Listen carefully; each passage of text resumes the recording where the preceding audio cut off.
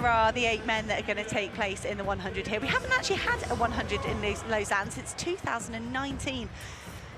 Meeting record was Johan Blake that year, 69 for 20. Will go in the 200 100 metres this year. Oblique Seville of Jamaica goes in lane 3. Winner of the London Diamond League in July. He's been so close to a major medal in the last 3 championships.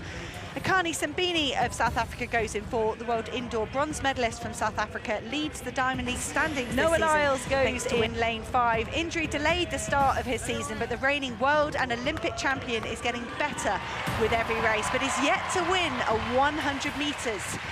Could tonight be the night for Lyles? Akeem Blake of Jamaica goes in lane 6. Exited the Olympic Games at the semi-final stage. Big run with a 9.88 to take 3rd at the Jamaican Championships, but he's not gone sub-10 since. In Seville, in lots of races this season, London, and then he lost to Thompson in Poland at the weekend.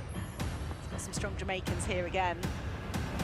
But Noah Lyles, the reigning Olympic champion, in the middle of the field here in lane 5. Men's 100 metres. Good start from Oblique Seville. Oblique Seville at the moment streaking away from the field here. He takes a second Diamond League win, 9.87. Second Diamond League win, 9. So last year, Oblique Seville completed the three-peat on Noah Lyles, beating him 3 times. 2 times in the Diamond League and 1 time at the World Championships. In the World Championships final, winning his first gold medal. It all started in London, where he won the first Diamond League, and the second one was the one that you just watched that we did. We're basically doing the throwback video on, and I was so impressed with Oblique Seville in this race, mainly because of the conditions. They had to run in pouring rains, cold weather, and he was able to deliver nonetheless, and he won by a pretty good margin. He literally dismissed the entire field, similar to what he did in London, and he literally won the same way in the World Championship final. Only Kishane was the closest to him. Noah Lyles was way behind. But yeah, Oblique Seville definitely dominated the year 2025, and this was one of the most impressive victories I believe he delivered in that year.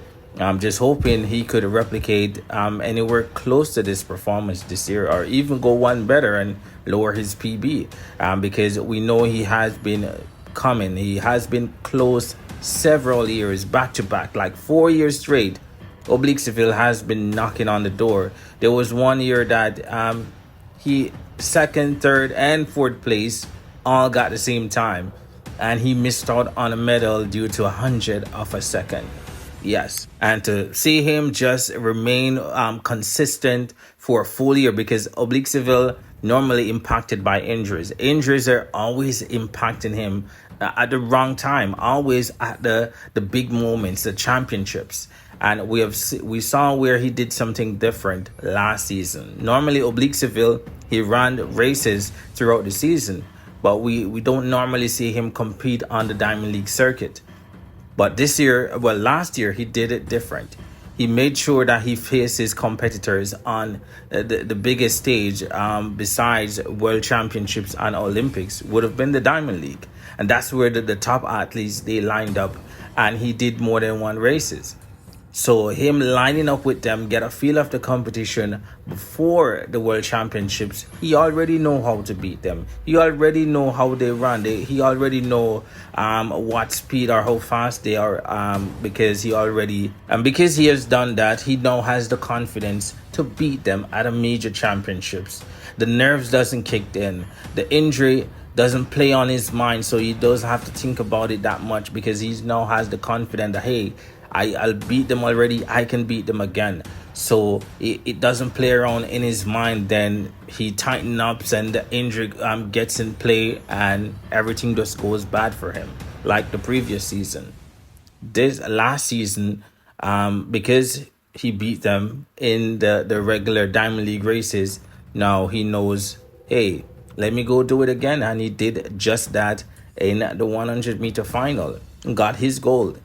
This year is not a World Championships nor Olympic year, but we're hoping for him to compete on the circuit once more. We want to see him do more than 2 races.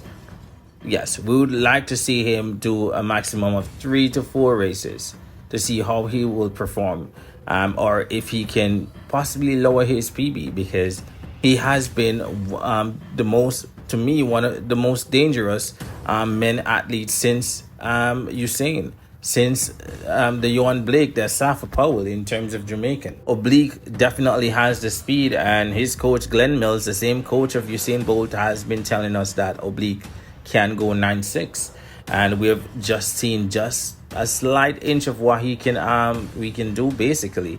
With Kishane, he has the power, he has the speed.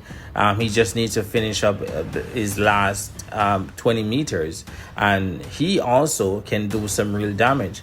But I believe these two can definitely dominate the men's sprinting for the next 3 to 4 years if they remain consistent and healthy, injury-free. Once they can stay injury-free, Kishane has a bad injury. If that gets out of hand, then he's done, similar to Elaine.